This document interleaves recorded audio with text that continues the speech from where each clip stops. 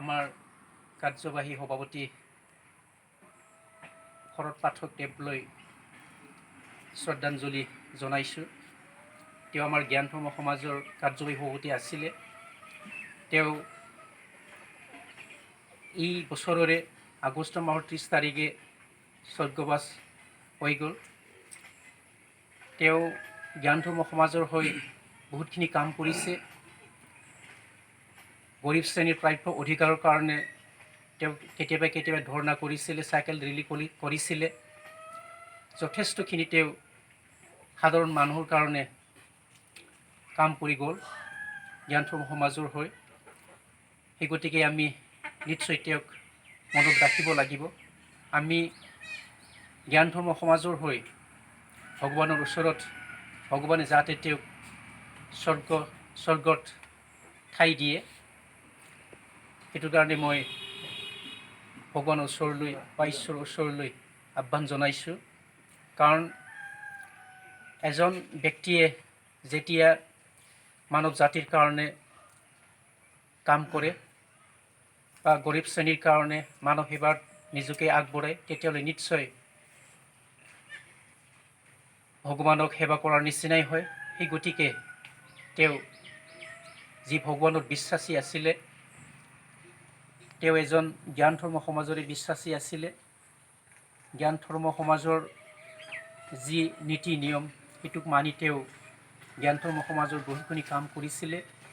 তেওঁ জ্ঞান ধৰ্ম সমাজৰে এজন বিশ্বাসী মানুহ আছিলে। জ্ঞান ধৰ্ম সমাজৰ যি নীতি, এই নীতিটোক আনলৈ বিলাবৰ কাৰণে তেওঁ যথেষ্টখিনি কাম কৰি গৈছিলে।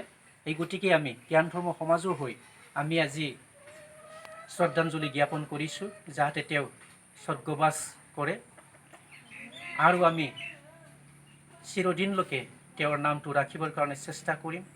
আৰু আমি তেওঁলৈ নিশ্চয় আগন্তুক দিনত আমি তেওঁলৈ বহুতখিনি আশ্বাস ৰাখি পেলাই আমি কাম কৰিবলগীয়া আছে বুলি মই ভাবোঁ। কাৰণ তেওঁ মানৱ জাতিৰ কাৰণে কাম কৰি গ'ল, আমাৰ জ্ঞান ধৰ্ম সমাজৰ কাৰণে কাম কৰি গ'ল আৰু তেওঁ নিশ্চয় আমাৰ হৈ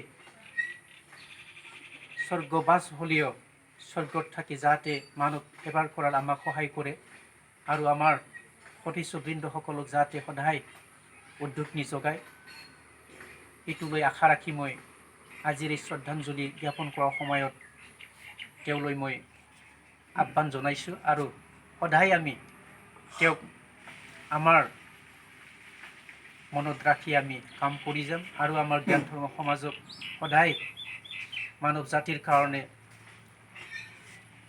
এটা সংগ্ৰামী নেতা হিচাপে তেওঁক মনত ৰাখি আমাৰ জ্ঞান ধৰ্ম সমাজে মানৱ জাতিৰ কাৰণে কাম কৰাৰ সময়ত সদায় তেওঁক মনত ৰাখি আমি মানৱ জাতিৰ কাৰণে কাম কৰিবৰ কাৰণে যাতে জ্ঞান ধৰ্ম সমাজক তেওঁ ওপৰৰ পৰাই আমাক সহায় কৰে, সেইটো আমি কামনা কৰিছোঁ। আৰু আমাৰ আজিৰ এই দিনত নিশ্চয় আমি সকলোৱে এইটো আহ্বান জনাব খুজিছোঁ, আমাৰ জ্ঞান ধৰ্ম সমাজৰ সদস্যবৃন্দসকলক যাতে তেওঁৰ যি আত্মা, সেই আত্মাটোক সদায় শান্তিত যাতে থাকিব পাৰে, সেইটো সকলোৱে যাতে মনত আশাটো ৰাখে বা ভগৱানৰ ওচৰত প্ৰাৰ্থনা জনায়, এইটোক মই আশা ৰাখিছোঁ আৰু জনাবৰ কাৰণে আহ্বান জনাইছোঁ।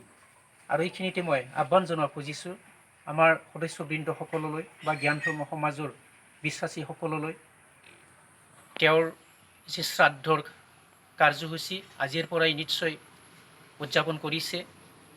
অহা শুক্ৰবাৰত ভোজ ভাত খুৱাব, তাত লৈ সকলোৱে যাতে জ্ঞান ধৰ্ম সমাজৰ যায় তেওঁক চিৰশান্তি পাৱাত যাতে সহায় কৰে আৰু ঘৰলৈ যায়, তেওঁৰ ঘৰলৈ যায় যাতে তেওঁৰ ঘৰৰ মানুহখিনিক যাতে চিৰশান্তি কামনা কৰাত সহায় কৰে আৰু তেওঁৰ ঘৰৰ আমাৰ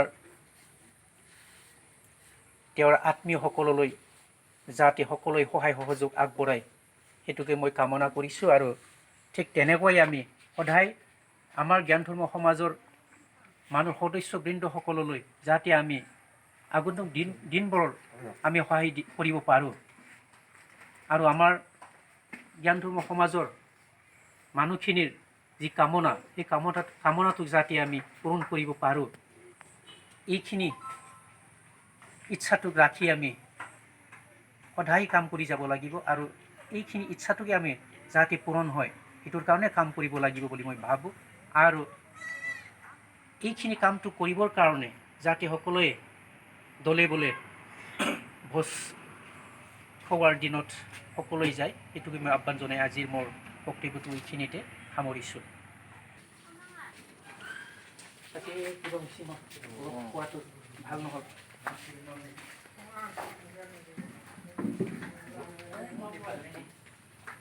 নাজানে